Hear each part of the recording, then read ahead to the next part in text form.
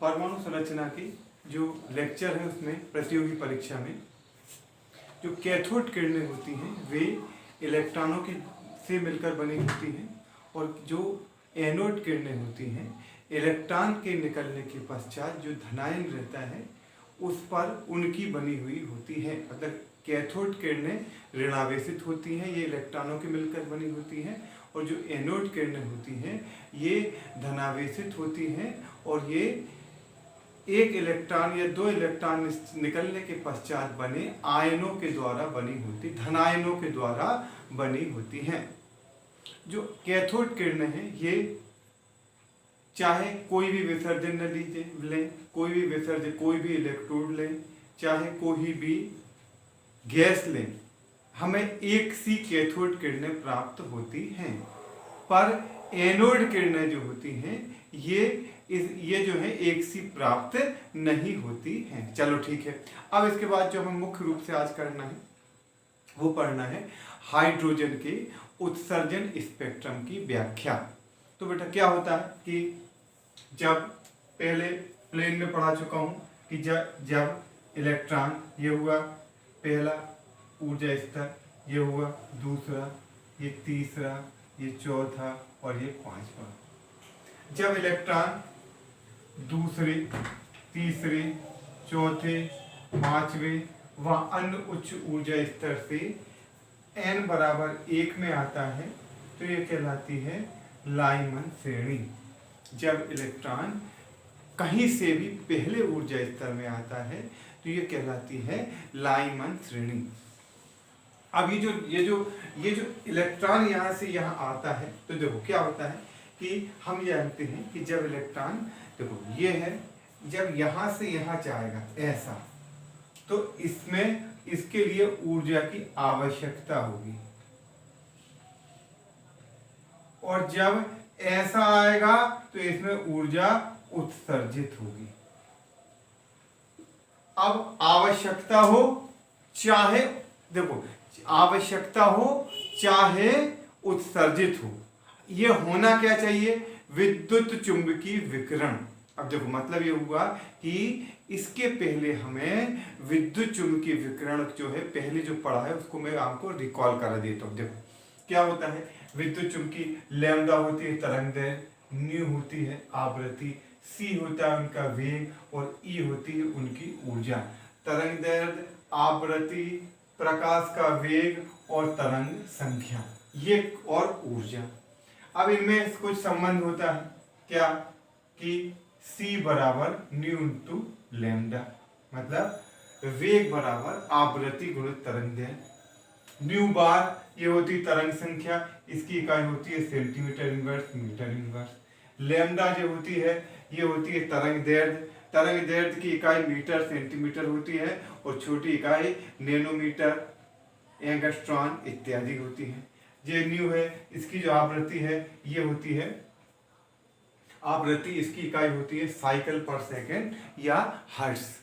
फिर उसके बाद इलेक्ट्रॉन की ऊर्जा E बराबर होता है h न्यू या hc अपान लैम्डा। तो देखो अब इस एक चीज समझना, h न्यू या hc अपान लैम्डा मतलब E is proportional to nu और इनवर्सली प्रोपोर्शनल टू लैम्डा। मतलब देखो यदि न्यू का मान ज्यादा है तो ई का मान ज्यादा होगा, पर लैम्डा का मान कम होगा।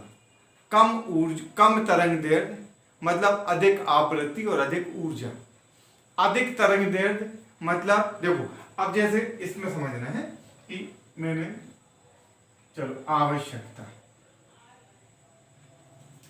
ये दो इलेक्ट्रॉन यहां से यहां जाएगा, यहां से यहां जाएगा, दोनों में क्या है ऊर्जा की आवश्यकता होगी। अब देखना बेटा समझना है, इसमें कम ऊर्जा की आवश्यकता है और इसमें ज्यादा ऊर्जा की आवश्यकता है।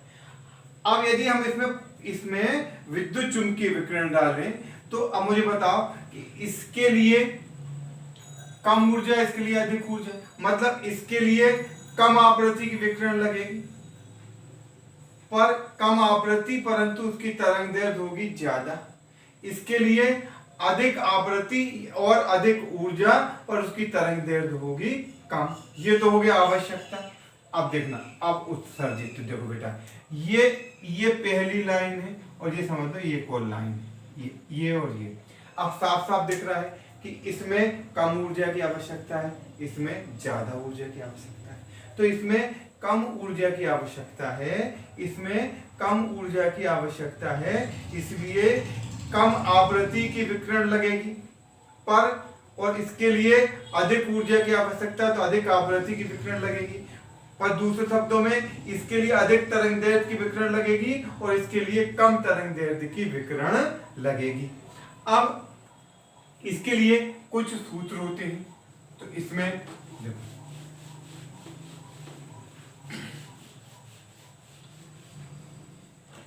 जो पहला सूत्र है यह है न्यू बार बराबर 1/λ। तरंग संख्या न्यू बार बराबर 1/λ बराबर 1.1 × 10⁵। ये कुछ थोड़ा सा और है, 109 कुछ ऐसा है, मैंने इसको शॉर्टकट कर लिया न्यूमेरिकल करने के लिए। 1.1 × 10⁵ × 1/n1² - 1/n2²। ये बेटा है होगा सेंटीमीटर इनवर्स, यानी न्यू बार बराबर 1/λ बराबर 1.1 × 10⁵ 1/n1² - 1/n2²। n1 मतलब जिस, देखो n2 मतलब जहां से इलेक्ट्रॉन आ रहा है और n1 मतलब जहां पर इलेक्ट्रॉन पहुंच रहा है। अब इसको मैं भी तुमको बताता हूँ इसका मीनिंग। अब क्या हुआ, ये हो गया इसका एक, इसको कहते हैं RH रिडबर्ग स्थिरांक, ये कहलाता है रिडबर्ग स्थिरांक, ये कहलाता है RH या रिडबर्ग स्थिरांक। इसका मान होता है 2π² me4/h³c, 2π² me4/h³c। इसका मान होता है 2π² me4/h³c। अब ये एक फॉर्म है, दूसरा तरीका, एक तरीका ये है। इसके बाद अलावा हम इसके लिए एक और फार्मूला उपयोग करते हैं कि हम देखो जो hν या hc/λ को जूल पर एटम वाली ऊर्जा के बराबर रखते हैं, कौन सी, जूल पर एटम। अब देखो यानी hν बराबर hc/λ बराबर 2.18 × 10⁻18 × 1/n1² - 1/n2²। hν बराबर 2.10⁻18 1/n1² - 1/n2²। और बेटा ये जो आएगा ये आएगा जूल में, ये ऊर्जा है ये आएगी जूल में। अब इससे डायरेक्ट न्यू, तो बात एक ही है, इससे भी निकाल सकते हैं और इससे भी निकाल सकते हैं। ठीक, ये दो तरीके हैं, ये दो फार्मूले जनरली यूज किए जाते हैं। अब इसमें देखो n1 बराबर, अब आई लाइमन श्रेणी, पहली हो गई लाइमन श्रेणी। तो जो लाइमन श्रेणी है इसके लिए होगा n1 बराबर 1 और n2 बराबर 2 3 4 5 और ये इंफिनिटी। n1 बराबर 1 और n2 बराबर 2 3 4 5 6 7 8 9 10, मतलब अब इलेक्ट्रॉन दूसरे तीसरे चौथे पांचवें छठवें व अन्य उच्च ऊर्जा स्तर से पहले ऊर्जा स्तर में कूदता है। तो एक गेंद हमने उसको 10वीं मंजिल से फेंकी, तो जब वो 10वीं मंजिल से हम उसको फेंकेंगे तो वो जब 10वीं मंजिल से पहली मंजिल में आएगी तो मतलब देखो अब हमारे पास ऐसी बहुत सारी ऐसी ऐसे रैक बने हुए हैं, 20 रैक हैं, ऊपर से एक गेंद गिरी तो एक जो गेंद गिरी तो हमारा लिए क्या है, ये गिरना मतलब उच्च ऊर्जा स्तर से निम्न ऊर्जा स्तर में आना। तो जब गेंद गिरेगी तो जब गेंद कहीं से भी पहले में आएगी तो ये कहलाएगी लाइमन श्रेणी। अब इसके बाद आई बामर श्रेणी। तो बामर श्रेणी में n1 बराबर 2 और n2 बराबर 3 4 5 6। अब देखो n2 बराबर 1 तो हो नहीं सकता। क्यों नहीं हो सकता? क्योंकि 1 से यदि 2 में जाएगा तो ऊर्जा उत्सर्जित नहीं होगी, बल्कि ऊर्जा की आवश्यकता होगी। ठीक है, देखना 1 से 2 में जाने पर अब लाइमन बामर। अब तीसरी हुई पाश्चन। तो पाश्चन में n1 बराबर होता है 3 और n2। अब n2 1 और 2 से नहीं हो सकता, 1 2 से, और 3 में तो कुछ होगा नहीं क्योंकि वही के वही है। n2 बराबर यदि 1 और 2 है तो फिर ये ऊर्जा जो है वो तरंग दैर्घ्य जो विकिरण है वो उत्सर्जित नहीं होगी, बल्कि हमें विकिरण उसको देनी पड़ेगी। मतलब क्या हुआ कि ये अवशोषित करेगा, उत्सर्जित नहीं करेगा। तो ठीक n2 बराबर 4 5 6 लाइमन बामर पाश्चन। फिर आया बेटा ब्रैकेट। तो n1 बराबर 4 और n2 बराबर 5 6 7 एक्सेट्रा। फिर लाइमन बामर पाश्चन ब्रैकेट और ये हुई फुंड। n1 बराबर 5 और n2 बराबर 6 7 8 एक्सेट्रा। तो ये हुआ लाइमन बामर पाश्चन ब्रैकेट और फुंड श्रेणियां। लाइमन श्रेणी के लिए n1 बराबर 1, n2 बराबर 2 3 4 5 6। बामर श्रेणी के लिए n1 बराबर 2, n2 बराबर 3 4 5 6 7 8 9 10। पाश्चन श्रेणी के लिए n1 बराबर 1, n1 बराबर 3, n2 बराबर 4 5 6 7। ब्रैकेट श्रेणी के लिए n1 बराबर 4, n2 बराबर 5 6 7 8। लाइमन बामर पाश्चन ब्रैकेट फुंड श्रेणी के लिए n1 बराबर 5 और n2 बराबर 4 5 6 7 8 9। अब देखो ये जो है इसको मैं अब यहां एक बार तुमको फिगर से बता देता हूं।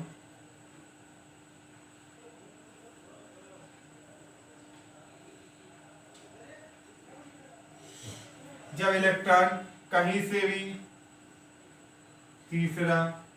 कहीं से भी पहले ऊर्जा स्तर में आएगा तो लाइमन श्रेणी, कहीं से भी दूसरे ऊर्जा स्तर में आएगा यहाँ पर दूसरे में तो ये होगी बामर श्रेणी। जब कहीं से भी तीसरे में आएगा तो ये होगी पाश्चन श्रेणी। कहीं से भी चौथे में आएगा तो ये होगी ब्रैकेट श्रेणी, और कहीं से भी पांचवे में आएगा तो ये होगी फुंड श्रेणी। अभी मैं तुमको इसका और अभी डिटेल बड़े में चित्र बनाकर बताता हूं। अब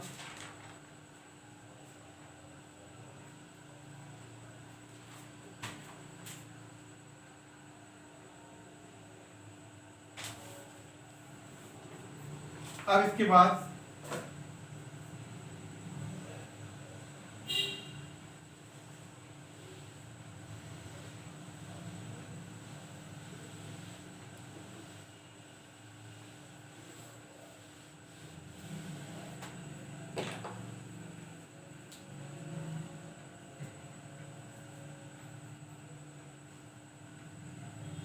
ये हुआ n1 बराबर 1,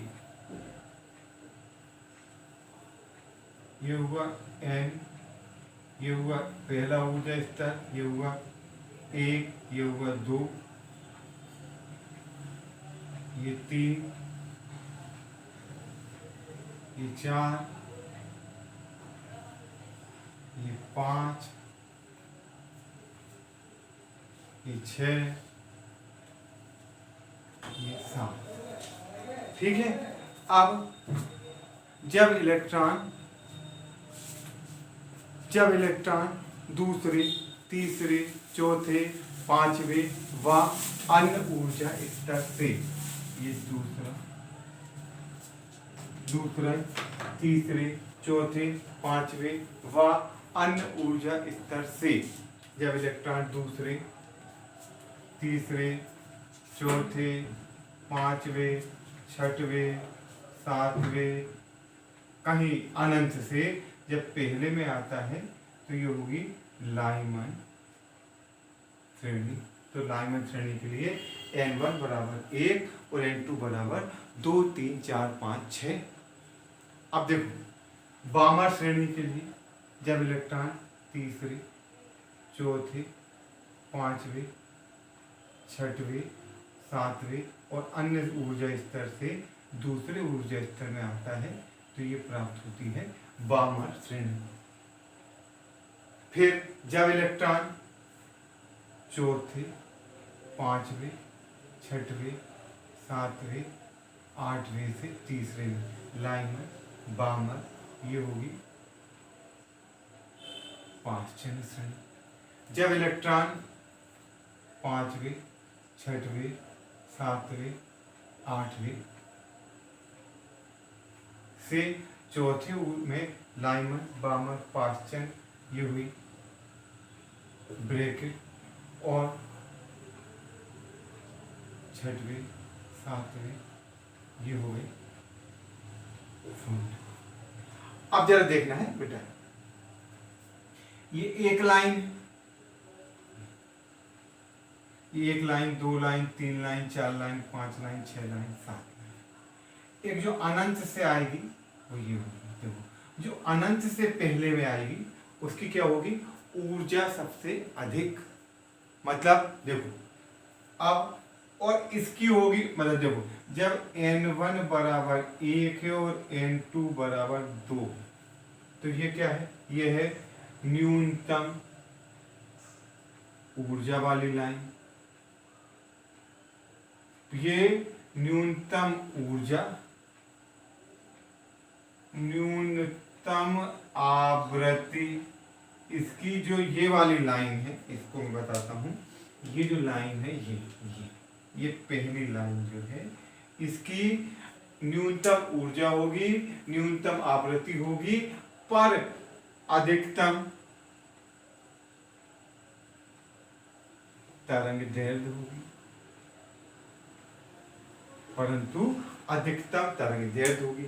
मतलब जब n1 बराबर 1 से n2 बराबर 2 में जाता है तो जो लाइमन श्रेणी की जो लाइन प्राप्त होती है, ये सभी लाइमन श्रेणियों में, लाइमन श्रेणी की सभी लाइनों में ये जो लाइन होगी, ये वाली, ये न्यूनतम ऊर्जा की लाइन होगी, न्यूनतम आवृत्ति की लाइन होगी, परंतु अधिकतम तरंग दैर्ध्य की लाइन होगी।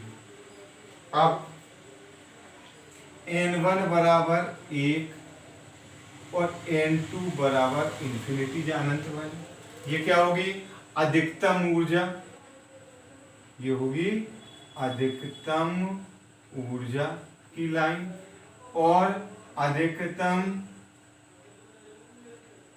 आवृत्ति, इसकी आवृत्ति भी अधिकतम होगी, पर इसकी तरंग दैर्ध्य न्यूनतम होगी। ये होगी न्यूनतम तरंग दैर्ध्य। मतलब ये जो लाइन है, ये वाली, ये क्या है, ये अधिकतम ऊर्जा की है, अधिकतम आवृत्ति की है, पर न्यूनतम तरंग दैर्ध्य की है। अब यदि अपन ऐसे ही लें बामर श्रेणी के लिए, तो बेटा ये जो है, ये मतलब n2 बराबर 1, n1 और n2 बराबर 2 और n2 बराबर 3। n1 बराबर 2 और n2 बराबर 3 की जो लाइन है, ये क्या है, न्यूनतम ऊर्जा, न्यूनतम आवृत्ति या अधिकतम तरंग दैर्ध्य की है। फिर n1 बराबर 2 और n2 बराबर इंफिनिटी, ये क्या है, ये न्यूनतम तरंग दैर्ध्य की है। इसी तरह मतलब देखो, जो यानी 4 से 1 रहेगी वो होगी अधिकतम तरंग दैर्ध्य की, और जो 4 से 3 होगी, 5 चरण के लिए 4 से 3 होगी अधिकतम तरंग दैर्ध्य की, और अनंत से 3 होगी, 3 तो रहेगी, 3 में आएगा जब वही 5 चरण होगी, जो अनंत से 3 रहेगी वह होगी इसकी न्यूनतम तरंग दैर्ध्य की। अपन तरंग दैर्ध्य में याद करें तो देखो, मतलब सबसे छोटी जो लाइन रहेगी, देखो अब ब्रैकेट की सबसे छोटी लाइन, सबसे कम ऊर्जा की लाइन कौन सी बनेगी, 5 से 4, और सबसे बड़ी ऊर्जा अनंत से 4। तो इसमें ये जो लाइन है ये अधिकतम तरंग की होगी और ये जो लाइन है ये इन सभी लाइनों में न्यूनतम तरंग दैर्ध्य की होगी। फुंड में कहां से आएगा, 5वीं में आएगा, तो जो 6 से 5 में आएगा ये क्या होगी, अधिकतम तरंग दैर्ध्य की होगी, और जो अनंत से 5 में जाएगा वह होगी न्यूनतम तरंग दैर्ध्य की। ठीक, तो ये जो है ये अधिकतम तरंग दैर्ध्य और न्यूनतम तरंग दैर्ध्य की ऊर्जा हमें ज्ञात होना आवश्यक है। अब इसमें ये जो है, अब इसमें ये जो है ये अपना आ गया लाइमन, बामर, पास्चन, ब्रैकेट और फुंड श्रेणी। अब जैसे एक क्वेश्चन आता है कि यदि इलेक्ट्रॉन बामर श्रेणी में 3 से 1 में 3 बामर श्रेणी में इलेक्ट्रॉन तीसरे कोष से पहले या लाइमन श्रेणी में तीसरे से पहले में कूदता है तो उत्सर्जित विकिरण की तरंग संख्या ज्ञात कीजिए। तो हमारा सूत्र है सीधा 1/λ बराबर 1.1 × 10⁵ 1/n1² माइनस 1/n2²। जहां से जहां ज्यादा ये रख दो और सीधा इसका आंसर निकाल दो तो हो जाएगी। ठीक, अब इसमें तो ये जो है ये हो गई तुम्हारी लाइमन, बामर, पास्चन, ब्रैकेट और जो फुंड श्रेणियां हैं उनका स्पष्टीकरण। अब इसमें क्या होता है कि जो इलेक्ट्रॉन की जो ऊर्जा है ये है, जैसे अपन का ऋण 13.6 इलेक्ट्रॉन वोल्ट, ये है इलेक्ट्रॉन की ऊर्जा। अब यदि इसको अपन चिन्ह बदल दें, इसको कर दें धन 13.6 इलेक्ट्रॉन वोल्ट, तो क्या होगा, यदि हम इसे इतनी ऊर्जा दे दें तो इसकी ऊर्जा शून्य हो जाएगी। भाई हमारे को 50 रुपये किसी को देना है तो हमारी ऊर्जा, हमारे उधारी है ऋण 50, हमें 50 रुपये मिल जाए तो हम क्या हो जाएंगे, मुक्त हो जाएंगे। भैया अब हमने जो 50 तेरे को दे दिए, अब हमें तुझे कोई लेना देना नहीं है। तो इसलिए क्या होगा, यदि इसको ऋण 13.6 ऊर्जा दे दें तो ये क्या होगा, ये नाभिक के आकर्षण क्षेत्र से बाहर चला जाएगा और इसलिए ये जो है परमाणु आयन में बदल जाएगा। तो ये कहलाती है आयनन ऊर्जा। मतलब इलेक्ट्रॉन की उनका प्रथम कोष की ऊर्जा कितनी है, ऋण 13.6। तो प्रथम कोष की आयनन ऊर्जा कितनी होगी, केवल हमें बदलना उसका चिन्ह, हम लिख देंगे ऋण 13.6 की जगह क्या करेंगे, धन 13.6। ऋण 13.6 की जगह जब हम धन 13.6 करेंगे तो ये उसकी हो जाएगी आयनाइजेशन एनर्जी या आयनन ऊर्जा, ये कहलाती है आयनन ऊर्जा। अब इसके लिए एक सूत्र है कि किसी भी आयनन ऊर्जा बराबर H की आयनन ऊर्जा और गुणित Z²। जैसे हमें He+1 की आयनन ऊर्जा निकालनी है पहले कोष की, तो हम हाइड्रोजन की निकालेंगे और उसमें Z² का गुणा कर देंगे। तो इस तरह के तुमको जब सवाल आएंगे तो तुमको इसको इस तरह के सवाल में आपको कराऊंगा। ठीक है बेटा, तो ये जो है ये तुम्हारा हुआ हाइड्रोजन के उत्सर्जन स्पेक्ट्रम की व्याख्या। ठीक है, इसके बाद इसके न्यूमेरिकल नेक्स्ट चैप्टर में कराएंगे। पहले फिर वही चीज, पहले डिस्क्रिप्शन के नोट्स उतारो, उसके बाद न्यूमेरिकल और जो है वीडियो देखना आपको चालू करना। ओके बेटा, थैंक यू।